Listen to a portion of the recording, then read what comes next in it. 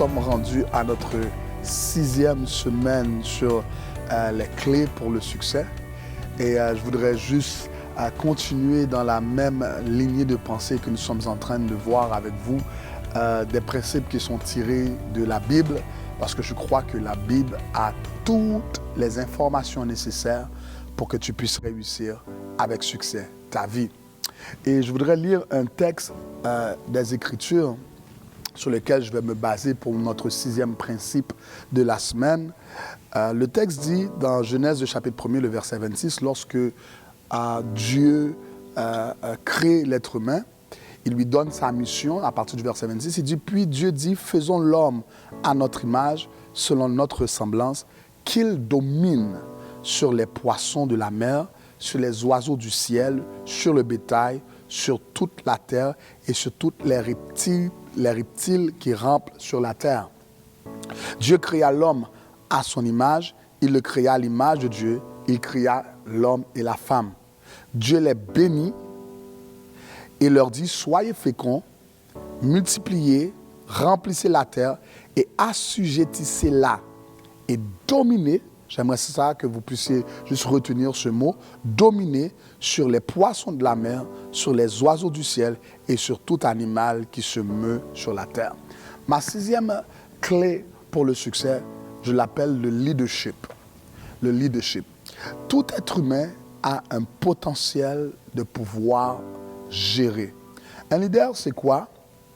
Un leader, c'est quelqu'un qui dirige, qui développe soit un groupe d'individus, soit un territoire. Et pour pouvoir réussir dans le succès, ça prend un bon leadership. Un bon leader amène toujours le succès.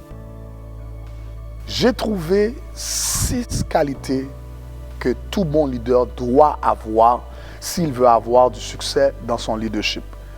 La première des qualités, c'est ce que j'appelle la qualité de la proactivité. Un bon leader proactif est toujours sur le tranchant de sa discipline et cause la croissance de son organisation.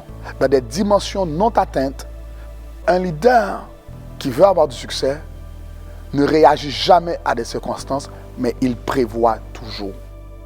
La deuxième qualité d'un bon leader, c'est être un visionnaire. Il voit toujours à l'avance ce qui doit être accompli comme objectif, amenant toujours son organisation à de nouveaux sommets. Donc, il voit, il est un visionnaire. La troisième qualité d'un bon leader, c'est qu'il est un planificateur. Il planifie, il organise tous les détails de son succès. Je peux vous dire que même cette règle s'applique même au niveau de la famille. Une famille qui réussit, qui s'épanouit, est une famille qui sait comment s'organiser dans les moindres détails. Quatrièmement, un bon leader comprend les personnes et sait maximiser les dons des gens qu'il dirige. C'est quelqu'un qui écoute, qui observe, qui sait motiver son équipe. La 5e clé, un bon leader est un penseur. Il réfléchit, il comprend, il analyse, il pourvoit même à des solutions. 6e, c'est le sacrifice. Un bon leader sait se sacrifier pour atteindre ses objectifs. J'ai pris ces 6 clés essentielles pour que vous puissiez commencer à les travailler. Si vous suivez ces 6 clés, vous serez un leader remarquable. À la semaine prochaine.